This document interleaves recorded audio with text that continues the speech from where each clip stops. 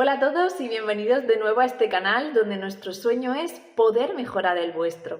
En este vídeo hoy voy a comentar algunas de las alteraciones de sueño más frecuentes y desde luego el objetivo de esto no es que cada uno se autodiagnostique. Esta es la misión, por supuesto, del especialista de sueño o de nuestro médico de cabecera dependiendo de la patología.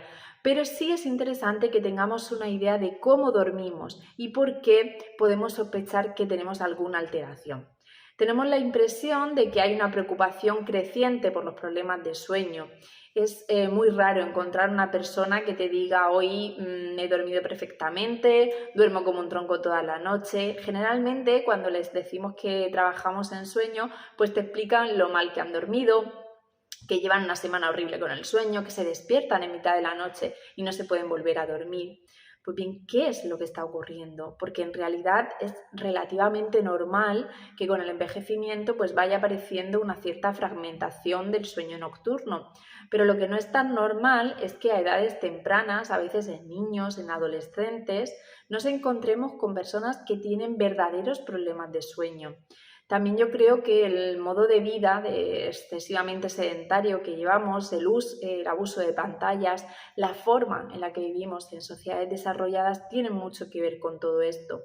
Y evidentemente, pues no es menor el hecho de que muchas personas ya llevan en su muñeca un reloj inteligente que además le mide el sueño y que a menudo le dice que ha dormido muy poco, que está por debajo de la media de la población, que ha tenido X horas o minutos de sueño REM. Y eso hace que incluso teniendo la percepción de que duerme bien, pues piensen que pueden o deben de ir al médico porque su reloj le dice que no han dormido lo suficiente. Bueno, de entrada deberíamos poner un poco en cuarentena estos resultados y debemos fiarnos más de otros marcadores mucho más objetivos y con validez clínica. Bien, pues existen más de 80 alteraciones o patologías relacionadas con el sueño. En este y en el siguiente vídeo nos vamos a centrar solamente en 4 grandes grupos que son quizá pues, las más frecuentes y que son relativamente fáciles de identificar. Pues bien, voy a empezar por la primera, que sería el grupo de patologías relacionadas con trastornos en la respiración.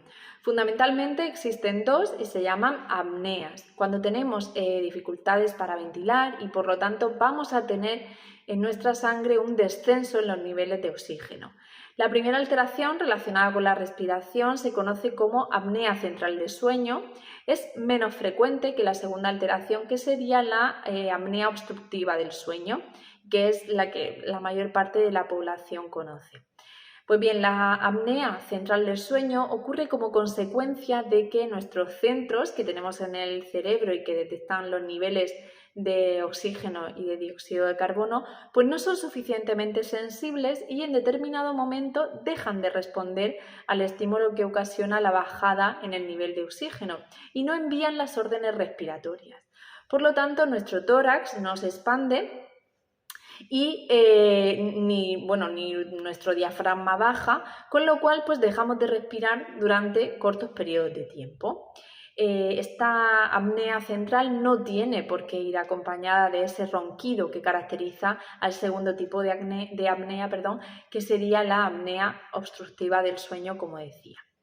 Esta pues es apnea en la que una persona está respirando pues, con un cierto ruido, sería el ronquido rítmico que vamos detectando, que podemos escuchar, pero que periódicamente el compañero o compañera de cama a veces detecta una pausa que se alarga a veces 10, 15, 20 o incluso 30 segundos. Bien, pues eso es una apnea. Normalmente esa pausa termina con un despertar súbito, una sacudida, un movimiento incluso, un despertar de tu cerebro en definitiva. Y una vez que te has despertado, pues vuelves otra vez a poder respirar con normalidad hasta que sucede la siguiente apnea. Y esto se puede repetir durante toda la noche y se puede repetir además con una frecuencia muy muy alta. Ojo, quiero indicaros que no todos los roncadores tienen apneas. Estas apneas ocurren en un porcentaje alto, pero no en la totalidad de los ronquidos. Hay un ronquido que se conoce más con el nombre de ronquido benigno, aunque en realidad pues, no hay ningún ronquido que sea realmente benigno, pero que no conlleva ese riesgo de desbloqueo respiratorio.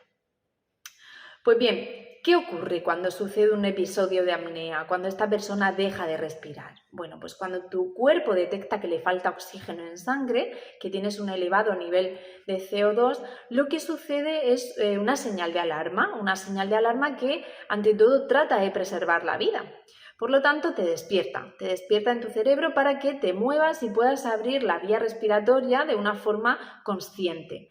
Pero claro, ese despertar conlleva además pues, un aumento de la presión arterial, una liberación de adrenalina y noradrenalina, que sabéis que son las hormonas, los neurotransmisores que van a producir ese estado de alerta, de estrés, que además van a producir una sudoración, un aumento de la producción de orina, y eso hace también que los roncadores en ocasiones pues sea frecuente que tengan que levantarse una o varias veces para ir al servicio.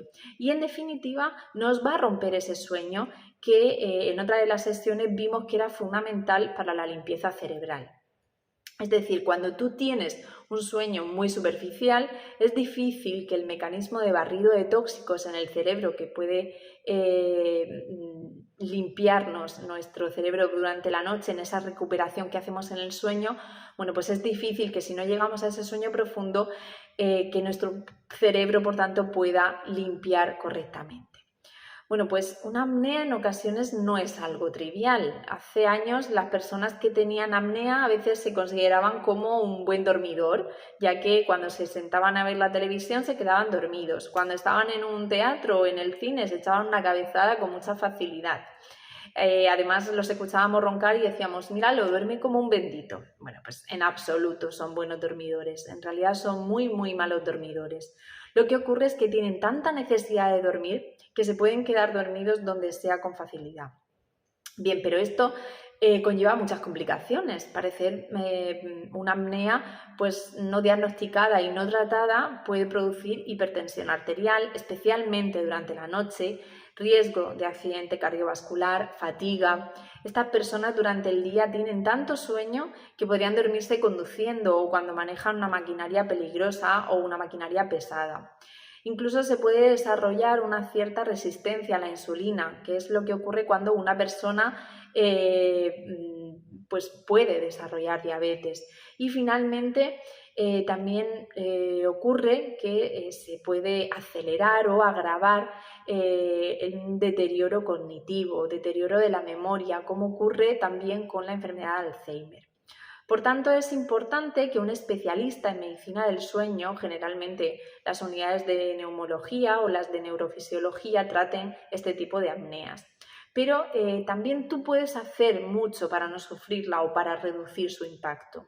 Por ejemplo, una de las actividades sería pues realizar más actividad física, reducir el peso, intentar dormir de lado.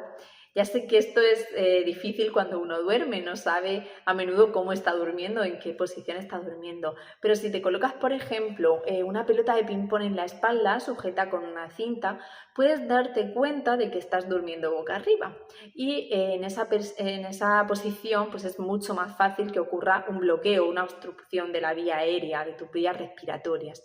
Por tanto, sin querer o sin darte cuenta, te girarás al notar esa presión de la pelota, esa incomodidad, y disminuirá también la frecuencia de apneas. Existen también dispositivos para aquellas personas que tienen el mentón retraído. Consisten en un dispositivo de avance mandibular que te colocan simplemente por la noche y facilitan que la vía aérea no se cierre.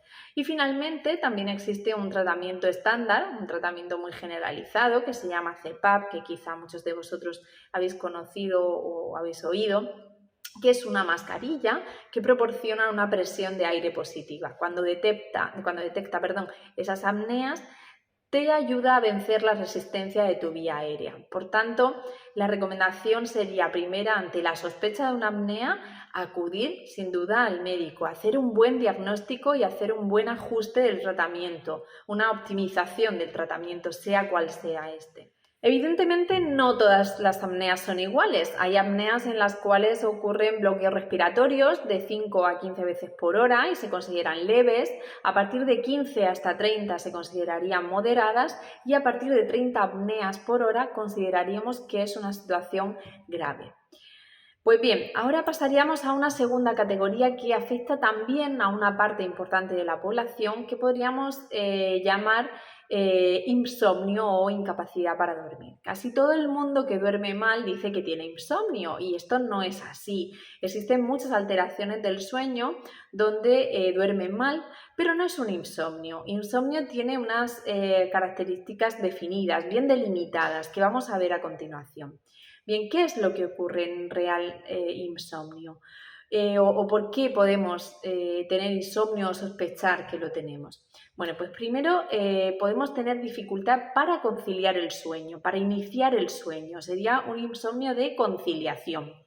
Luego veremos que se puede confundir con una alteración del reloj biológico, de la que hablaremos en el siguiente vídeo, o bien podemos tener una dificultad para mantener el sueño.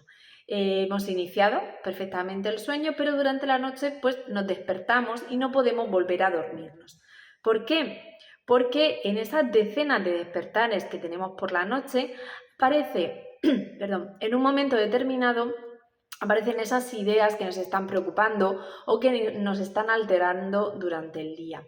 Y entran dentro de ese despertar, rompen nuestro sueño y expanden ese periodo de vigilia y nos hacen sentirnos muy ansiosos en la cama. Ese sería un insomnio de mantenimiento, dificultad para volver a dormirnos en mitad de la noche. Pero también existe la posibilidad de que te duermas correctamente, que tengas un sueño aceptable durante la noche y te despiertes muy temprano, mucho antes de lo que tú deseas y de lo que sería necesario para cumplir con tu trabajo. Este sería el insomnio por despertar precoz o insomnio de finalización.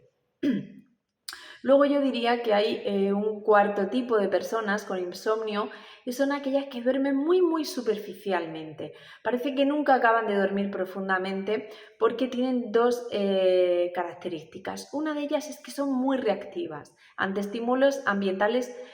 Prácticamente pues te mueves o haces algún ruido y ya están en alerta. Y la segunda es que tienen una gran facilidad para acordarse de los pequeños despertares, de los despertares cortos que normalmente la mayoría vamos a olvidar, pero ellos sí van a retener en su mente y por lo cual tienen una sensación de que no han dormido nada. Objetivamente han dormido, pero sus sensaciones es de que han dormido mucho peor que en la realidad ha ocurrido. Pues bien, hasta aquí hemos visto los síntomas nocturnos, pero ¿qué ocurre durante el día? En el siguiente vídeo vamos a ver qué ocurre durante el día, así que si te interesa saber qué síntomas y consecuencias tiene el mal dormir durante el día, suscríbete al canal, dale a la campanita y no te pierdas el siguiente vídeo.